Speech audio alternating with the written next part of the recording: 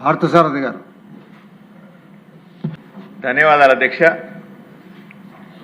బీసీలకు స్థానిక సంస్థల్లో రిజర్వేషన్లని 34% పునర్నియమిస్తూ కేబినెట్ నిర్ణయం మీద తీసుకున్నటువంటి ఈ చర్చలో పాల్గొనడం ఒక బీసీ బిడ్డగా నాకెంతో ఆనందాన్ని కలిగిస్తుంది అధ్యక్ష.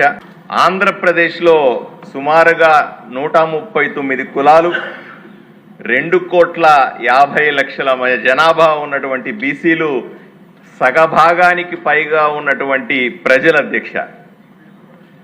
తమ జనాభా ప్రకారంగా రాజకీయ పదవులు హోదాలు ఉండాలన్న ఉద్దేశంతో అప్పటి ముఖ్యమంత్రి శ్రీ నందమూరి తారక రామారావు గారు 34% రిజర్వేషన్లతో స్థానిక సంస్థలను పునర్విరచించారు అధ్యక్ష. అది ఇప్పటికీ మనం గుర్తుపెట్టుకుంటాం, గొప్పగా చెప్పుకుంటాం అధ్యక్ష.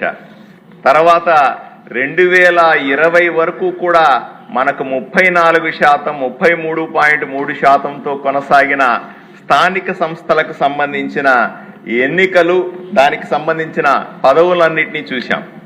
2020లో జగన్మోహన్ రెడ్డి గారు అప్పుడు ముఖ్యమంత్రిగా బీసీలంటే వాళ్ళు వెనుకబడిన తరగతులు కాదు, బీసీలంటే నాకు బ్యాక్ బోన్ అని చెబుతూ గొప్పలు చెప్పుకున్నాడు అధ్యక్ష. మీ 34% ఏంటి, అదనంగా నేను ఇచ్చి బీసీలను నా వైపు తిప్పుకుంటానని 42% రిజర్వేషన్లు ఇచ్చి జీవోలు విడుదల చేసింది చూశాం అధ్యక్ష. నిజంగా అప్పట్లో ఆంధ్ర రాష్ట్రంలో ఉన్న బీసీలంతా పొంగిపోయారు అధ్యక్ష. నిజంగానే మనకి ఏదో మంచి రోజులు వచ్చేసినాయి, ఇంత పెద్ద రిజర్వేషన్ మనం ఎప్పుడు కనీవిని ఎరగము అనే సందర్భంలో వాళ్ళకందరికీ తెలియదు అధ్యక్ష. తర్వాత రోజుల్లో తన మనుషుల ద్వారానే కోర్టు కేసులు వేయించి 34-42 కాదు కదా, కేవలం 24% రిజర్వేషన్లు కుదించిన విషయాన్ని చూసి ఆంధ్రప్రదేశ్లో బీసీలందరూ కూడా జగన్మోహన్ రెడ్డికి మనం బ్యాక్ బోన్ కాదు, మన బ్యాక్ బోన్ నుంచి ఎవరన్నా పొడిచే కట్టప్ప ఉన్నాడంటే అది జగన్మోహన్ రెడ్డి అనే విషయాన్ని బీసీలంతా గుర్తించారు అధ్యక్ష. నిజంగా రిజర్వేషన్లు పెరుగుతాయనుకున్న బీసీలకి 24% రిజర్వేషన్లు తగ్గించి సుమారుగా అప్పట్లో నిజంగా 34% రిజర్వేషన్లతో మనం ఎన్నికలు జరిపి ఉంటే సుమారుగా 16,800 మంది సర్పంచులు, ఎంపీటీసీలు, జెడ్పీటీసీలు అదనంగా అయ్యేవాళ్ళు. ఆ విధంగా బీసీలకు వెన్నుపోట పొడిచి బీసీలకు కట్టప్పగా జగన్మోహన్ రెడ్డి గారు ఆంధ్రప్రదేశ్లో కొత్త రికార్డు సృష్టించారు అధ్యక్ష.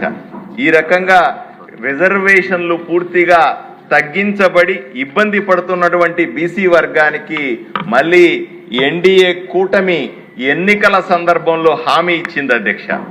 మనం గెలిచిన వెంటనే రిజర్వేషన్ను పునరుద్ధరిస్తామని, మళ్ళీ ఎన్నిక ప్రభుత్వంలోకి రాగానే మళ్ళీ 34% రిజర్వేషన్ ఇస్తామని చెప్పి ఎన్నికలకు వెళ్ళాం అధ్యక్ష.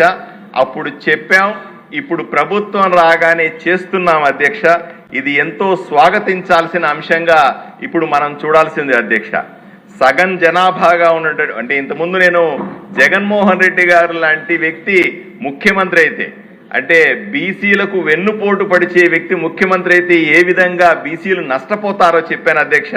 అదే సందర్భంలో నరేంద్ర మోదీ లాంటి ఒక బీసీ సామాజిక వర్గానికి చెందిన వ్యక్తి దేశాధినేత అయితే ఏ విధంగా బీసీలకు మంచి జరుగుతుందో కూడా తెలుసుకోవాల్సిన అవసరం ఉంది అధ్యక్ష.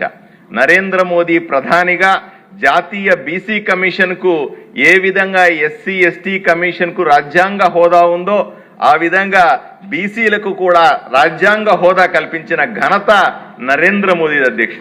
27% ఓబీసీ రిజర్వేషన్లతో అన్ని కేంద్ర విద్యాలయాల్లో అన్ని రకాలటువంటి కేంద్రపరమైనటువంటి రిజర్వేషన్లు కలిగించి నీటు పరీక్షల్లో కూడా 27% రిజర్వేషన్లు కల్పించడం ద్వారా దేశవ్యాప్తంగా ఉన్న బీసీలకి మంచి జరిగింది అధ్యక్ష. అంతెందుకు అధ్యక్ష, డిఎన్టీలు అంటాం, డీనోటిఫైడ్ ట్రైబ్స్ అంటాం. బ్రిటిష్ కాలంలో ఎప్పుడో స్వాతంత్ర సమరం జరుగుతున్న సందర్భంలో ఈ సంచార జాతులు ఎవరైతే ఉన్నారో గ్రామానికి తిరిగి ఈ స్వాతంత్ర ఉద్యమాన్ని పెంచే ఉద్దేశంతో చేస్తున్న పనిని దృష్టిలో పెట్టుకొని బ్రిటిష్ పాలకులు అప్పుడు నోటిఫై చేసినటువంటి కులాలుగా 39 కులాలు ఆంధ్ర రాష్ట్రంలో ఉన్నాయి. ఈ కులాలందరినీ కూడా 1951లో స్వాతంత్రం వచ్చిన తర్వాత మనం డీనోటిఫై చేశాం అధ్యక్ష. ఈ డీనోటిఫై చేసిన జాతులన్నింటికీ కూడా వీటిలో 90% బీసీలుగా ఉంటారు. వీళ్ళందరినీ కూడా ప్రత్యేక బోర్డు ఏర్పాటు చేసి వీళ్లకు ప్రత్యేకమైన వసతులు ఏర్పాటు చేసే బాధ్యతను కేంద్ర ప్రభుత్వం తీసుకుందన్న విషయాన్ని ఈ సందర్భంగా తెలియజేస్తా ఉన్నది. ఇక్కడ మరొక విషయం చెప్పుకోవాల్సింది అధ్యక్ష, ఈ రోజు కేబినెట్ తీసుకున్న నిర్ణయాలలో నీతి ఆయోగ్ ఇచ్చినటువంటి సలహా మేరకు మున్సిపాలిటీల్లో రాబోయే కార్పొరేషన్లలో తప్పనిసరిగా ప్రత్యక్ష ఎన్నికలు అమలు చేయండి అన్నటువంటి సూచనలు తీసుకొని ఈరోజు కూటమి ప్రభుత్వం ఆంధ్రప్రదేశ్లో ఈ 2 స్థానిక సంస్థల ఎన్నికల్లో ప్రత్యక్ష ఎన్నికలు జరపడానికి నిర్ణయం తీసుకోవడం కూడా మనం స్వాగతించాల్సిన అవసరం ఉంది అధ్యక్ష. ఇక్కడ ఒక సూచన కూడా తప్పనిసరిగా చేయాలి అధ్యక్ష. బీసీ కులాల వర్గీకరణ ఏబిసిడి వర్గీకరణ కేవలం అడ్మిషన్లలో అదేవిధంగా ఉద్యోగాల్లో మాత్రమే ఉంది. రాజకీయ పదవుల్లో ఈ రకమైన వర్గీకరణ లేకపోవడం వల్ల కొన్ని కులాలకే రాజకీయ లబ్ధి వస్తుంది, కొందరికే పదవులు వస్తున్నాయి, మళ్ళీ ఆ కులాలకే పదవులు వస్తున్నాయి. అత్యంత వెనుకబడిన కులాలకు రాజకీయ ప్రాధాన్యత రావాలన్నటువంటి భారతీయ జనతా పార్టీ లక్ష్యాన్ని నెరవేర్చుకోవడానికి రాబోయే రోజుల్లో అత్యంత మోస్ట్ బ్యాక్వర్డ్ క్లాసెస్ అయినటువంటి కులాలకు కూడా ప్రాధాన్యత ఇవ్వాల్సిందిగా కోరుతా ఉన్నాం. ఇదే సందర్భంలో మత ఆధారంగా ఉన్నటువంటి సామాజికంగా విద్యాపరంగా వెనుకబడినటువంటి వారికి ఇచ్చేటువంటి 4% బీసీఈ రిజర్వేషన్ కేవలం అడ్మిషన్ల కోసం ఉద్యోగాల కోసం మాత్రమే ఇచ్చినది. ఇది రాజకీయ రిజర్వేషన్ కాదు.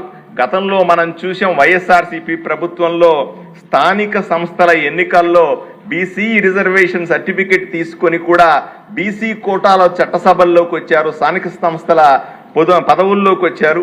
దీని పట్ల కూడా తప్పనిసరిగా రాబోయే ఎన్నికల్లో మన ప్రభుత్వం అప్రమత్తంగా ఉండాలని నేను కోరుకుంటున్నా అధ్యక్ష. ఏది ఏమైనప్పటికీ ఈరోజు తీసుకున్న నిర్ణయం చారిత్రాత్మక నిర్ణయం. కూటమి ప్రభుత్వం శ్రీ నారా చంద్రబాబు నాయుడు గారి నాయకత్వంలో తీసుకున్నటువంటి ఈ రిజర్వేషన్ల తిరిగి పెంపు అన్నటువంటి నిర్ణయాన్ని పూర్తిగా స్వాగతిస్తా ఉన్నాను. ఆంధ్రప్రదేశ్లో ఉన్నటువంటి బీసీల వైపు నుంచి ధన్యవాదాలు తెలుపుకుంటున్నాను అధ్యక్ష.